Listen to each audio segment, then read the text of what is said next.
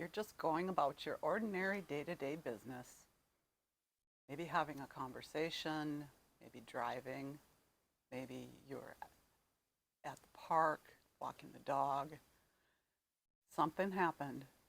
Someone said something, you saw something, and boom, you're triggered. Whether or not you have CPTSD, PTSD, or are aware of childhood trauma, everybody can get triggered. The question is, what are you going to do about it? In this video, I'm going to share with you the top 10 tools that you can use to deal with triggers. Join me on the inside. Living with the effects of CPTSD, or childhood trauma, is no picnic. What I want to share with you in this video is a top 10 countdown of strategies and tools that you can use in the moment when you've been triggered. Hi, my name is Valerie. I'm an intuitive energy healer and spiritual guide, and I help people living with the effects of CPTSD and childhood trauma to transform from a life of surviving to a life of thriving. I've made that journey myself, and I am here today to share with you my top 10 tools and tricks for getting through those moments when you've been triggered. Before I start, I want to just say a little something about being triggered. I have other videos about that and what that's like, different kinds of triggers.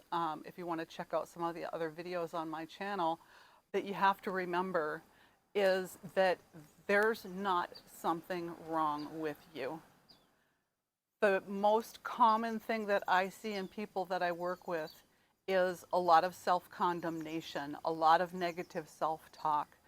And what's happening when you're triggered is a physiological response. It's happening in your brain, it's happening in your body, as well as happening in your mind and your soul and your psyche. It's not something that's wrong with you. This is a normal response to an abnormal situation, something that happened to you that was not your fault. And you have internalized this in your body, and this is your brain's way of trying to protect you from further harm. Top 10, number 10 on the list is kind of what I was just saying, is learning to recognize when you've been triggered.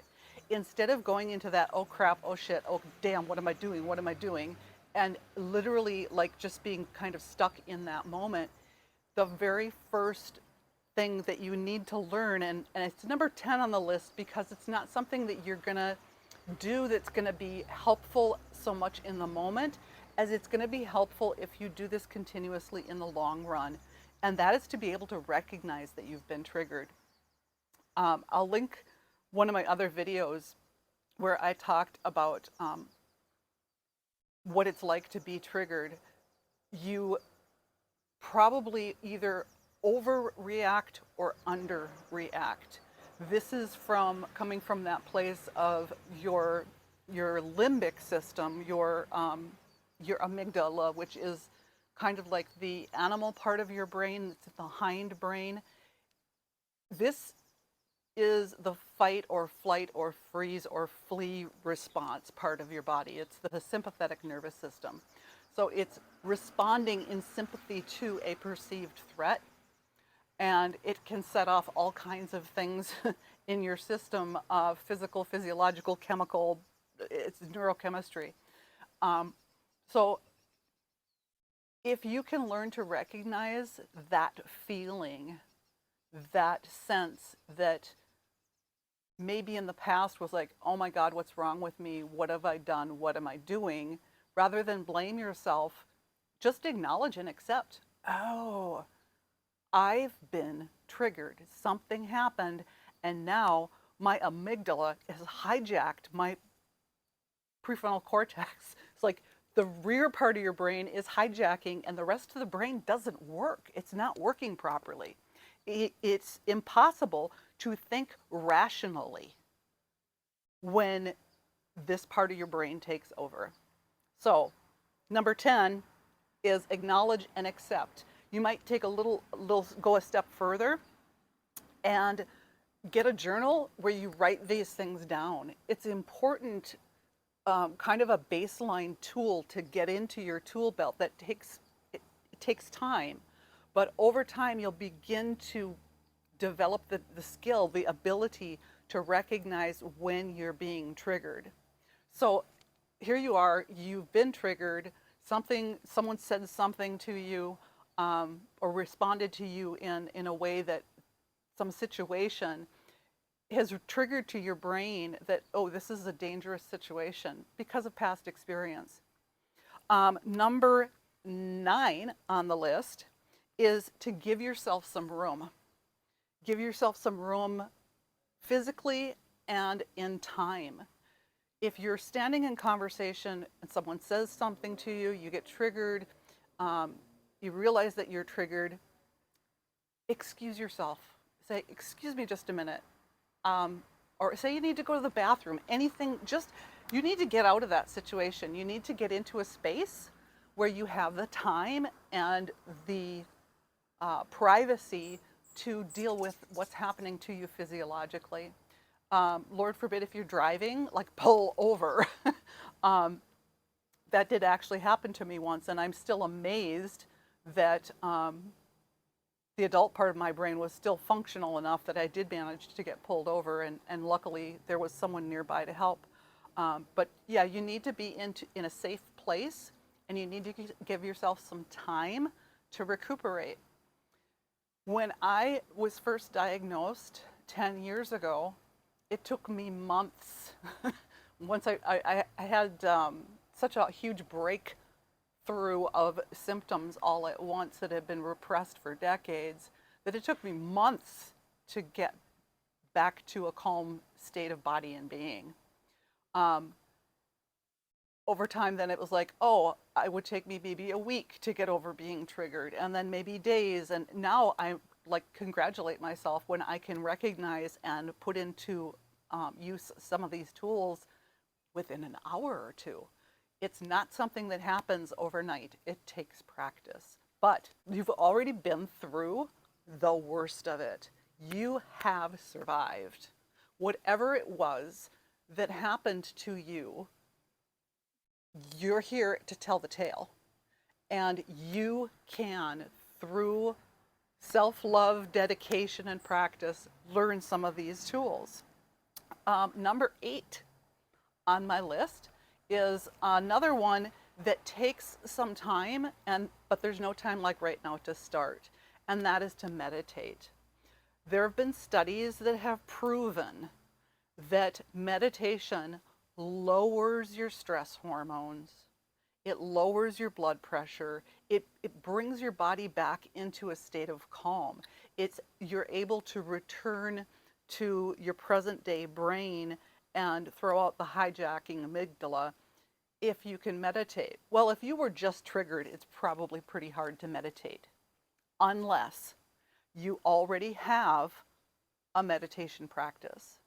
So what I would like to suggest is that if you haven't meditated, but you want to try this as a way of coping with being in a triggered state, is start with something really easy like a guided meditation. If you can, like I said, you want to get yourself out of whatever the triggering situation is. If you can maybe go into your room, lie down on the bed, put on some earphones, and listen to a guided meditation. Just Google it or look elsewhere on YouTube. There's a million, and there's apps just specifically for this, that you can get an app, and there's a lot of free ones that you can just listen to a meditation for anxiety, meditation for when I'm triggered. There's tons of resources out there. It's a beginning. The more you meditate, the more that tool becomes available to you, because your body recognizes, oh yes, I know how to do this. I can go into this relaxed state. I can bring myself back into the present moment. I can reclaim my calm. A good example of this was for me it was just on Monday this week. I was circumstances triggered some really negative responses and thinking in me. It was kind of accumulation of things that had happened over the weekend, and then because I was stressed, I didn't sleep well, and then I overslept. And if you've ever woken up with that panic feeling where you wake up in the morning like, oh my God, I'm going to be late. And so I was really in a triggered state in that I got to work and I realized I couldn't think clearly. That's really typical of this triggered state. It's a state of mind where, like I said, your hindbrain is running the show and your executive functioning isn't completely online. It's hard to concentrate. It's hard to pay attention. It's hard to do simple, computational skills and reading. I mean, so many things, let alone, handle a busy email inbox and the telephone or whatever your job happens to be. So getting that time and space to calm down is really important. And as soon as I could, I took a break and I went and meditated for 15 minutes. And because I've been meditating, I started just like that, 10 years ago, listening to short guided meditations and building on that practice. A 10-15 minute meditation was all it took to get me back, get me grounded, and the rest of my day was fine. All right, so number 7 on the list. This is one of several things that I want to mention that are ways, they're kind of biohacks. They're ways to work with the vagus nerve in your body to almost force your nervous system to switch from that sympathetic fight, flight, freeze, flee way of being back into the parasympathetic, which is rest, relax, digest. That's the calm state that you want to return to.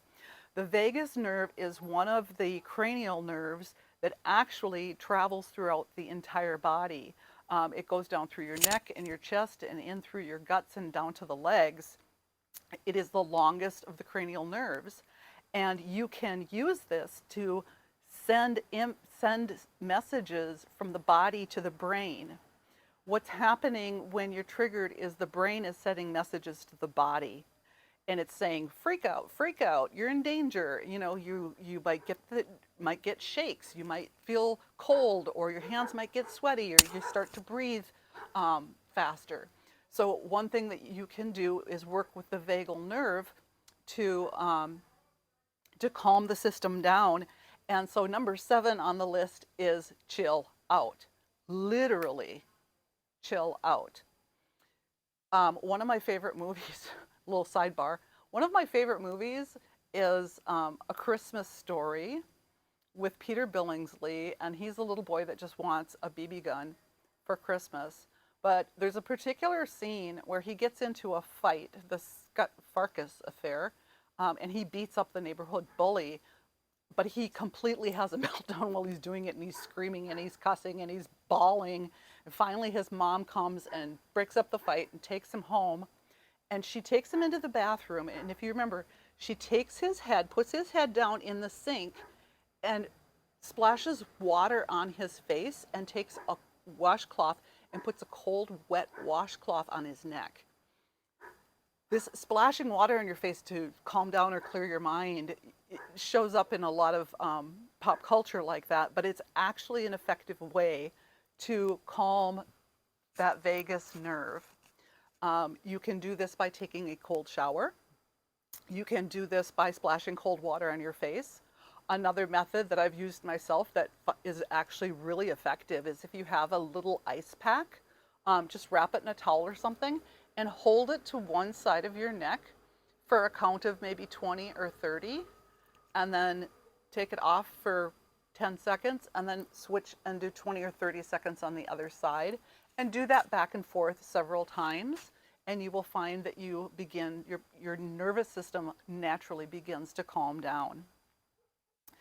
Number 6 is to do a body scan. A body scan is kind of like a meditation. You can do this lying down if you want to, but it's not necessary.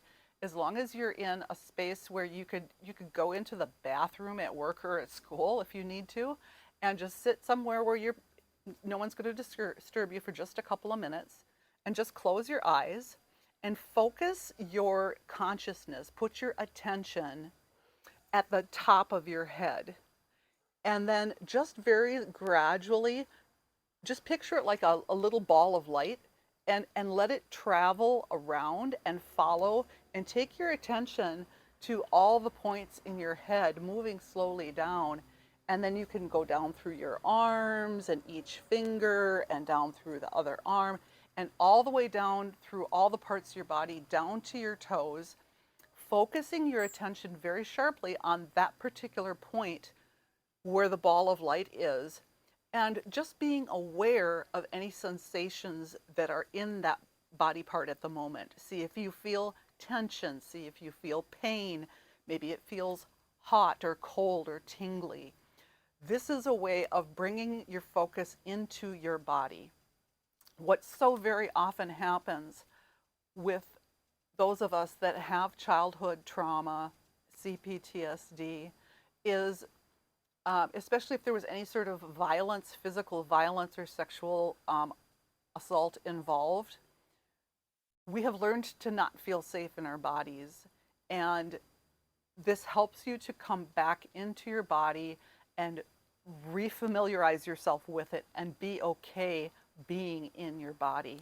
Number 5, this one's kind of fun. This is again for the vagus nerve. You can send signals from the vagus nerve back to the brain saying, hey, we're good, we're cool, it's time to chill, by making noise. I used to do this by crying. I would go somewhere absolutely, totally alone where nobody could hear me, like maybe in the car, and just bawl, just scream and bawl. There's 2 parts to that. I mean, part of it is just you're releasing pent-up energy. Your tears are actually cleansing and can be releasing toxins. But the vibration in the throat, again, is sending that vagus nerve signal to your brain saying you can calm down. I don't know if you've ever had like a real serious crying jag, but you can only keep that up so long. You will become exhausted and you just can't keep going. So I kind of want to offer a little bit of a warning there too. It can also be perpetuating. I would add a caveat that if you're going to use crying, that you do it consciously and don't lose yourself. It's also a way to dissociate. So rather than crying or screaming, why not try laughter? Laugh your ass off, or sing. It needs to be fairly loud in order for this to really work with the vagus nerve. So you might want to do this while you're, like I said, in the car, in the shower, if you're alone. So that works. You can also chant. Chanting, there's a lot of mantras you can chant. If you get into that with meditation, you might find out more about that. Another one that along the same lines is you can gargle. Just put mouthwash or just plain warm water in your mouth and gargle, but do it hard, like hard to the point where you almost have like tears coming out of your eyes, because you really want to stimulate the vibrations in the throat. Okay, number 4 in our countdown is to engage your senses. This has, again, more to do with bringing your awareness back into your body, being present in the present moment, helping to focus you here and now. You can engage your senses intentionally by, you've got 5 senses, and go around and think of 5 things for each of the 5 senses. 5 things that you can see, 5 things that you can hear, 5 things that you can smell, 5 things that you can taste, etc.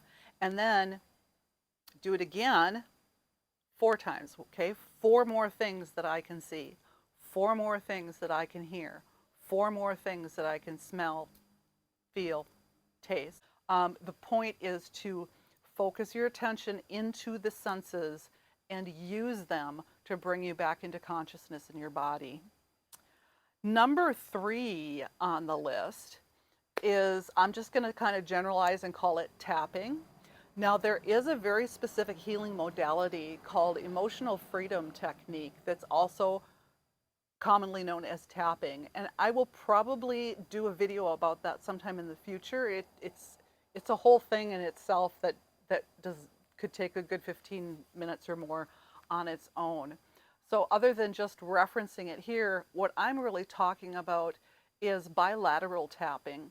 If you've ever done EMDR or familiar with it, you know that there's a bilateral stimulation component. Sometimes it's done with lights, sometimes it's done with like a little buzzer that you hold in your hand and it buzzes on one side and then the other. But you can mimic this on your own just by simply placing your hands on your chest and alternating tapping, tap, tap, tap, tap, tap, tap, tap. It also mimics a self-hug and the patting or tapping that we do for a baby when they're upset. So that's a very comforting thing to do. Another method, similar method, would be if you're standing or sitting, you can just stamp your feet, alternating stamping your feet. And this again sends vagus nerve signals and helps to bring you into your body. Number 2, getting towards the top of the list here, one of the most important things that you can do in a triggered state is to breathe. And I'm sure you're aware of the benefits of what they call the belly breath. There's a method that you can do. You place one hand on your chest. We tend to breathe very shallowly, especially when we're upset, especially when we're triggered. You'll find that your breath is shallow and quick. And what you want to do is intentionally deepen it. And so you put one hand on your chest and the other hand on your belly. And as you breathe in, focus on that lower hand and almost really push it outwards. You want that lower hand on your belly to raise with the in-breath more than the top hand. And then you can start with a simple count of 4 where you breathe in, 1, 2, 3, 4, hold, 1, 2, 3, 4, let go, 1, 2, 3, 4, hold, 1, 2, 3, 4. This is what is called 4 square breathing because you're going 1, 2, 3, 4, hold 1, 2, 3, 4, release 1, 2, 3, 4, hold 1, 2, 3, 4. And that's a good place to start where if you're just learning how to do the belly breathing. Once you have a little bit more practice, I have kind of modified this for myself, and instead of 4 square breathing, I think of it as a parallelogram breathing, where you breathe in 1, 2, 3, 4, hold 1, 2, 3, 4, but you breathe out for 6. 1, 2, 3, 4, 5, 6, hold 1, 2, 3, 4. So the top, the in-breath, and the sides, the holding, are a 4 count, but that exhale breath is a 6 count. When your exhale breath is longer than your inhale breath, this signals through your nervous system with the vagus nerve to the brain that you are safe. This is naturally what we do. If an animal is being threatened by a predator and it goes into flight mode and it's running to get away and save its life, its inhale will be longer than its exhale. Once the threat is passed, that switches, and so we can use this breath pattern to send the signal from the body back to the brain that we are now in a state of peace and relaxation. We can rest, repair, digest. And then number 1 on the list of tools to use when you are triggered is grounding. I have an entire video about grounding. It's, I believe, called your number 1 go-to tool. So I'll link it at the end, on the end screen of this video. I'll walk you through the process in more detail, and I even do a little guided meditation at the end. But grounding is basically Putting your feet on the ground. I myself am a huge proponent of grounding. I am sitting with my bare feet on the ground right now. It's being very consciously and intentionally aware of your presence on the earth. Put your feet, your bare feet, on the ground. You can do it indoors, but I think it's more effective outdoors for reasons that are explained in the other video. But get your bare feet on the ground and really feel your feet.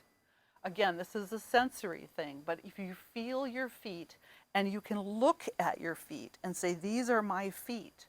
They are here on the ground. They are here on the earth. I am supported by the earth. You can let your energy drain down through your feet. All this hyper awareness, all of this hyper vigilance, this tension, this anxiety, just picture that you have roots going from your feet down into the earth, and that all of that is just draining away. Then, if you can couple this with some of the other strategies, and this is really should be the number one strategy, is to use as many of these tools as you can simultaneously. I'll give you an example. It had been a year since my diagnosis and the breakout of my CPTSD symptoms. I was kind of getting back on my feet a little bit, but I hadn't worked in over a year. And I started going back to work just a little bit, kind of part-time. I was subbing, and by the end of the day, I was so stressed, so filled with fear and anxiety that I would come home, I would go straight to my room, I would lie down on the bed, I would put on my headphones, I would put on a meditation, I would do the parallelogram breathing with the 4 count and the 6 count, and sometimes I would even do the tapping at the same time. As many of these as I could bring in to work for me at once, and usually within a half hour I would be okay to continue and go fix dinner and play with my grandson and do the normal things of the day. So I hope you found this helpful. Like I said, I'm going to put a link on the end screen to that other video if you want to get more in depth with the grounding. If you have any questions about any of these tools, or if you have others that you'd like to share, I would appreciate it down in the comments. There's also a link to my website if you're interested in learning more about me, about CPTSD, energy healing, spiritual life coaching, the work that I do. That'll be there for you as well. If not, I'd appreciate a thumbs up. You can subscribe, and I will see you next week for a new video.